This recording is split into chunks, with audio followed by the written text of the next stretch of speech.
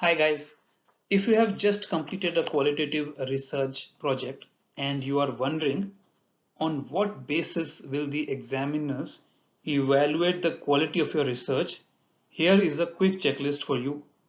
The questions that I ask you, if you have answered these questions in your research project, you can be assured that your research will be evaluated highly.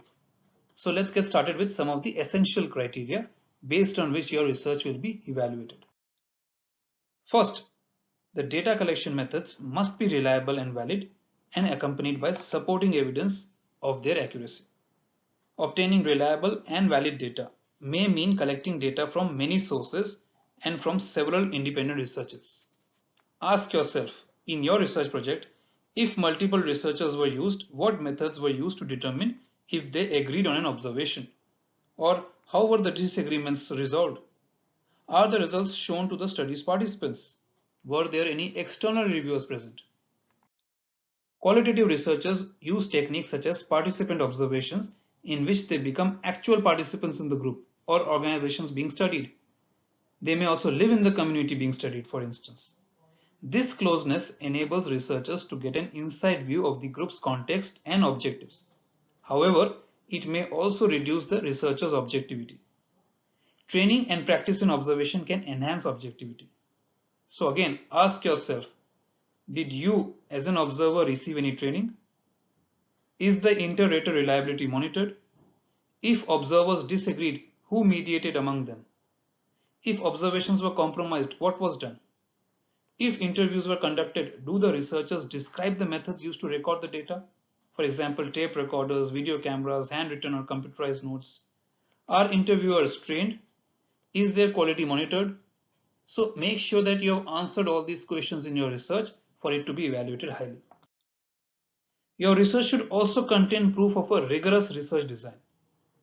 Although qualitative researchers do not manipulate their research setting, techniques such as triangulation are available to strengthen the study design. What is triangulation? Triangulation refers to reliance on a combination of several methods, including quantitative as well as qualitative strategies.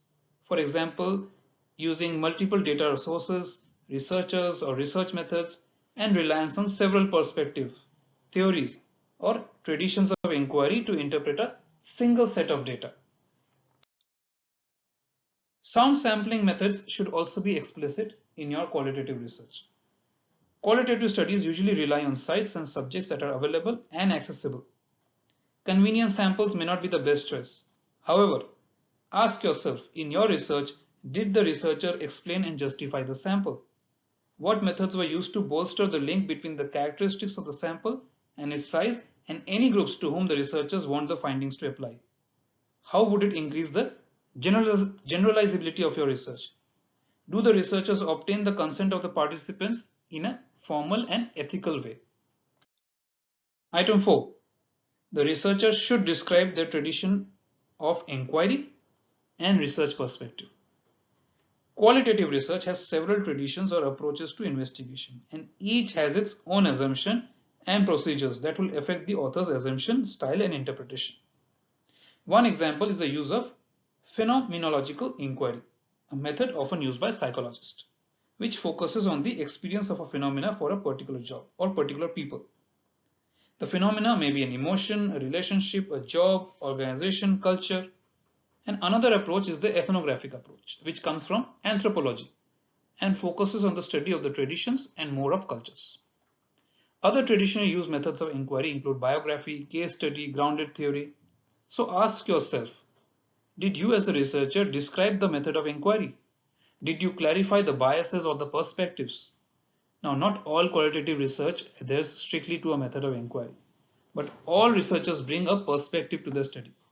These perspectives may be religious, legal, ethical, clinical, political, economic, and so on. Finally, make sure that you have carefully explained the analysis methods used in the research. Qualitative research produces enormous amount of data.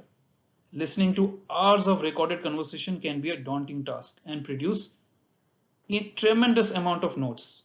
So ask yourself, did you as a researcher describe who did the listening? Were the listeners trained? Which categories were used to organize the data? How were these categories chosen? Were they reliable and valid?